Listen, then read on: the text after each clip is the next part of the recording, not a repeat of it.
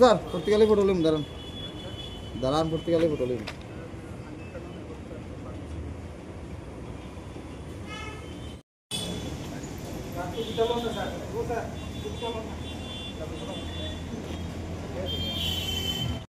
মালগুলো দামছড়া থেকে আসে।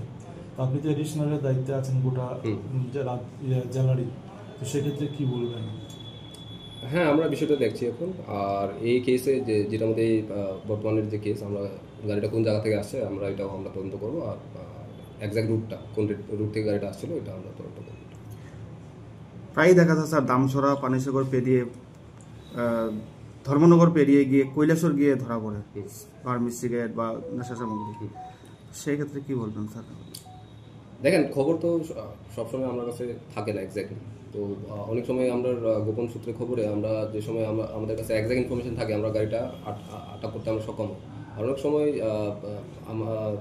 অনেক রাস্তাগুলো আছে যেটার মধ্যে বাইপাস করে যাওয়া যায় আমাদের যে নাকা আছে, যার কারণে সামনে গিয়ে অনেক সময় এটা ধরা পড়ে। তবে আমরা আমরা বাইপাস রোড বা যে রোডগুলি আছে যেটা থেকে গাড়িটা বাইপাস করে যেতে পারে, এই রাস্তাটা আমরা আইডেন্টিফাই করতেছি এখন, যেটার মধ্যে আমরা পুলিশ প্রেজেন্স বা আমরা নাকা বা চেকপয়েন্ট আমরা বসানোর সেটা। এবারও তদন্তে যদি দেখেন যে মালগুলো আপনার দামছড়া দিয়ে প্রবেশ করেছে, তো দামছড়া পরে পানিসাগরের নাকা রয়েছে, জলেবার সাথে নাকা রয়েছে, সেই ক্ষেত্রে আপনারা কি পদক্ষেপ নেবেন? হ্যাঁ, আমরা দেখবো গাড়িটা কোন রাস্তা থেকে গাড়িটা আসছে। আর যদি সেম নাকা থেকে যদি আসে থাকে তো আমরা ডেফিনেটলি আমরা ইনভেস্টিগেট করবো গাড়িটা কীভাবে এই দামছড়া পানিসাগর নাকা থেকে গাড়িটা ক্রস করেছে।